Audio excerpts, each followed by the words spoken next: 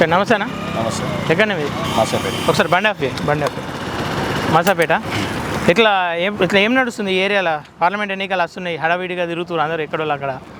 ఎట్లా బీజేపీ మొక్కుందా? కానీ ఈ బీఆర్ఎస్ అయినా కూడా బలంగానే తిరుగుతుండే, అందరినీ పైసలు పెట్టుకుంటుండంట. తెలియదా? ఇప్పుడు బీజేపీ నుండి ఎవరెవరు అభ్యర్థి? ఎవరెవరు? రఘునందన్ రావు. అంటే ఆయన గెలుస్తాడంట, అంటే ఆయన ప్రభావమా లేదంటే ఇది ఇట్లా ఆయన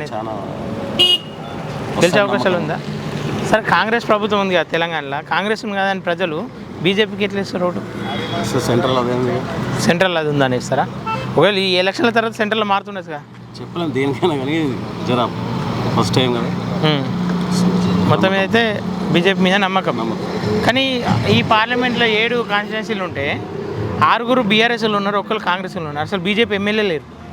ఇట్లా వీళ్ళందరి మీద పోటీగా ఈయన నెగ్గలుగుతారా? చెప్పలేము. అదృష్టం అంటావు. ఈయన రఘునందన్ రావు నమ్మకమా? ఏమైనా చేసిండా ఈ ఏరియాలో పనులు? ఇటు ఏమైనా చేస్తాడా? గెలిస్తే చేస్తాడంటావు. కానీ యువతకు 100 కోట్లు పెట్టి ట్రస్ట్ ఏర్పాటు చేసి నేను అభివృద్ధి చేస్తా, యువతను ఆదుకుంటా అని చెప్పేసి బీఆర్ఎస్ టీఆర్ఎస్ ఎంపీ అభ్యర్థి అంటుండు. ఆయన వైపు ఏం తిరగారా జనాలు? అయితే బీఆర్ఎస్ అయితే రాలేదు కదా. లేదంటావు? వాళ్ళు రన్నింగ్ కాలేదు ఇప్పుడు ఇక్కడ. మొత్తం మీద అయితే ఏ పార్టీకి ఇస్తాం? ఏ పార్టీకి? బీజేపీ. ఓకే అన్న, థ్యాంక్ యూ.